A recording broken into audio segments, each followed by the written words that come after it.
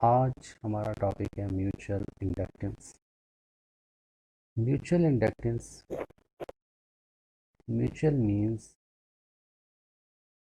To means के हमारे पास there must be a pair of coils which may be called as coupled।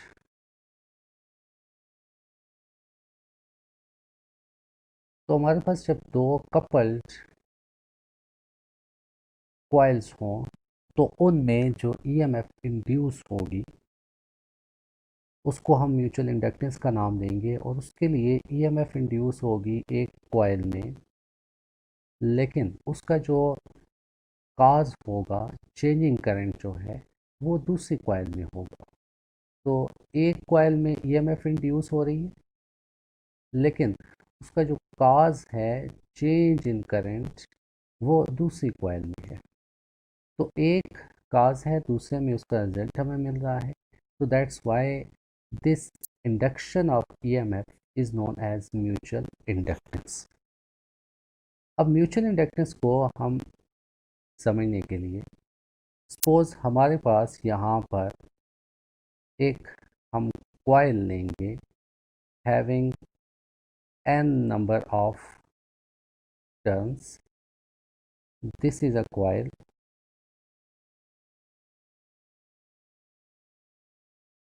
which is also called a solenoid। अब इसको हम connect करते हैं एक टाइम वेरिइंग सोर्स के साथ, यानी कि यहाँ पर जो हमारे पास ईएमएफ है दैट इज़ चेंजिंग। ये एरो शो कर रहा है कि ईएमएफ चेंज होगी यहाँ पर। अब सिंस वी नो दैट हमारे पास ईएमएफ यहाँ पर एक करंट सेटअप करेगी that is given by Ohm's law, and this means current will be equal to EMF divided by R। Clearly ये चेंजिंग है। तो जब EMF में आपके पास चेंज आएगी, इंक्रीज होगी EMF, तो करंट भी इंक्रीज होगा। सिमिलरली जब EMF डिक्रीज होगी तो करंट भी डिक्रीज होगा।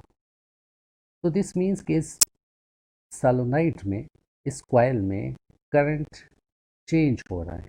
There is a time varying current through this in this direction। अब हमारे पास इस करंट की वजह से इस कॉइल में एक मैग्नेटिक फील्ड जनरेट हो जाएगी, और क्योंकि करंट चेंज हो रहा है तो we know that magnetic field of solenoid is B, that is equal to mu naught NIA, and this clearly indicates when there is a change in current there will be a change in magnetic field। this means के इस coil के inside जो magnetic field है that is changing due to change in this current। अब ये magnetic field इस सारे reason में स्प्रेड हुई हुई है। अगर मैं इसको रीजन 1 का नाम दूं और इसको मैं रीजन 2 का नाम दे देता हूं, तो यहाँ पर जितनी चेंज रीजन ए में आ रही है इतनी ही चेंज रीजन 2 में आ रही है। तो 1 रीजन और 2 रीजन में मैग्नेटिक फील्ड में चेंज आ रही है। अब यहाँ पर इसके करीब अगर हम एक और कॉइल ले लेते हैं और इसके साथ एक गैल्वानोमीटर हम अटैच कर लें, तो गैल्वानोमीटर की डिफ्लेक्शन हमें यहाँ पर इंडिकेट करेगी कि यहाँ पर करंट है, हालांकि यहाँ पर किसी किस्म की हमने बैटरी यूज़ नहीं की हुई है। But due to changing magnetic field to the coils, इन कॉइल्स में जो चेंजिंग मैग्नेटिक फील्ड है उसकी वजह से यहाँ पर ईएमएफ इंड्यूस हो रहा है। अब ईएमएफ इंड्यूस हो रहा है इस कॉइल में, और जो हमारे पास काज है उसका actually that is the current, current है, काज है। तो इस प्रोसेस को हम नाम दे देते हैं म्यूचुअल इंडक्टेंस। अब यहाँ पर क्योंकि दो कॉइल्स हैं, there is a pair of coils या पेयर ऑफ सोलेनॉइड्स कपल्ड हैं, they are linked through this magnetic field. इसमें से हम एक कॉइल को जिसमें एक्चुअली हम चेंज ला रहे हैं करंट में, that is called primary, and the other जिसमें ईएमएफ इंड्यूस हो रहा है, इसको हम सेकेंडरी कॉइल का नाम दे दें। अब इसमें ईएमएफ जो इंड्यूस होगी इस कॉइल में, उसको अगर हम चेक करें तो हमें यहाँ पर जो रिक्वायर्ड है वो बेसिकली हमारे पास है EMF induced in the second। लेकिन since we know that EMF induced जो है that is proportional to the change in flux by Faraday's law. So अगर यहाँ पर हम देखें तो we are interested in the flux through the second coil that is proportional to the magnetic field passing through this region. But we know that this magnetic field B is itself is due to magnetic field in region 1. This means the flux through the second coil is proportional to the magnetic field in the first coil, and we know that the magnetic field inside a solenoid is equal to mu naught Ni. This means magnetic field in region 1 is proportional to the current through the solenoid in this primary circuit. तो यहाँ से हम एक result ले लेते हैं। This means the flux through the second coil is basically proportional to the current to the first coil। तो result हमारा ये आ गया कि मैग्नेटिक फील्ड हमारे पास इस कॉइल में से जो चेंज आ रही है उसकी वजह से यहाँ पर फ्लक्स में चेंज आ रही है, लेकिन ये सेकंड पोर्शन की magnetic field basically due to first की वजह से है, और फर्स्ट की magnetic field itself due to the current in the solenoid in the primary और फर्स्ट कॉइल है। तो कंक्लूजन इज दिस कि flux through the second is basically proportional to the current in the first coil. तो हमने ये establish कर लिया है कि flux through a single coil is proportional to the current in the first coil. ये single coil में से फ्लक्स है, एक सिंगल कॉइल में से, और इसको हम यहाँ पर मोर जनरली नाम दे देते हैं टू वन, यानी कि flux through second due to the first. This implies that the total flux through the secondary coil will be N2 number of turns in the secondary or second coil by 2 1, that is proportional to I1, and this implies the change in the magnetic flux to the second coil is proportional to the change in current in the first coil। और इस proportionality को हम shift करते हैं तो that will be 5 to 1 equal to, that is equal to, there is some constant m into del I1। सो हमारे पास यहाँ पर जो रिजल्ट वो हमारे पास आ जाता है कि this gives you the total change in the flux that is given by this. अब हमारे पास यहाँ पर आते हैं, say this is our equation number 1.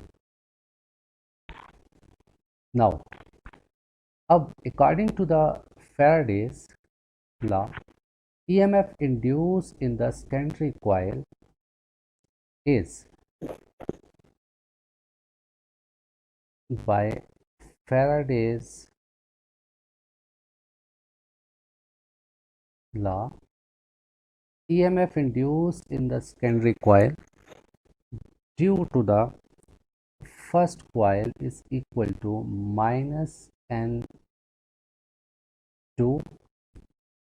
del phi 2 due to first divided by del T. Now putting equation 1 in this equation, we get E to 1 is equal to minus N2 del phi to 1 is equal to M del I1. So we can write it as M del I1 over del T. This is the relation, that is the EMF induced in the secondary coil due to the change in current in the primary coil. अब इसमें हमारे पास M is a constant of proportionality and M is called self-inductance of the coupled coils और इसकी value depend करती है number 1 shape of the coils,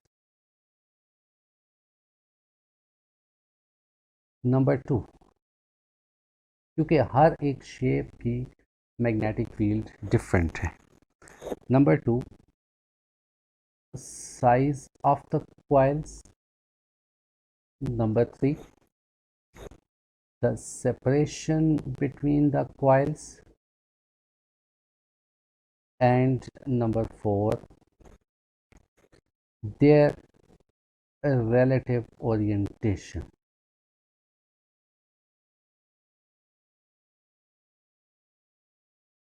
तो ये completely geometry of the coil, separation, orientation पर डिपेंड कर रही है, ना ये EMF इंड्यूस पर डिपेंड करती है और ना ही चेंज इन करंट पर डिपेंड कर रही है। अब हम यहाँ पर EMF के M को ज़रा देखते हैं कि M क्या हमें दे रहा है। तो उसके लिए देखें तो अगेन यहाँ पर एक चीज़, इसी इक्वेशन को हम दोबारा लेते हैं, EMF induced is equal to minus M del I1 over del T। अब देखें EMF induced जो है that induces a current,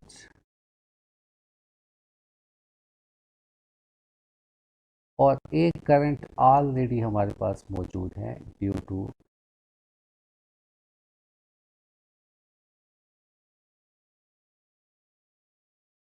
the primary coil. इस करंट की वजह से आपके पास एक मैग्नेटिक फील्ड थी और इस इंड्यूस करंट की वजह से भी हमारे पास एक मैग्नेटिक फील्ड होगी, that is induced magnetic field. But ये जो M है और ये जो नेगेटिव साइन है, ये नेगेटिव साइन बीच में है। दिस नेगेटिव साइन मीन्स कि these will oppose each other, कि इंड्यूस EMF इस तरह प्रोड्यूस होगी सेकेंडरी में कि वो आपके पास एक्चुअल करंट को by its magnetic field oppose करेगी, और इस एक कॉइल की प्रॉपर्टी को जो कि वो अपोज करती है एक्चुअल करंट या मैग्नेटिक फील्ड को, this is known as mutual inductance, right. तो इस तरह हमारा आज का टॉपिक म्यूचुअल इंडक्टेंस का यहाँ पर कंप्लीट होता है।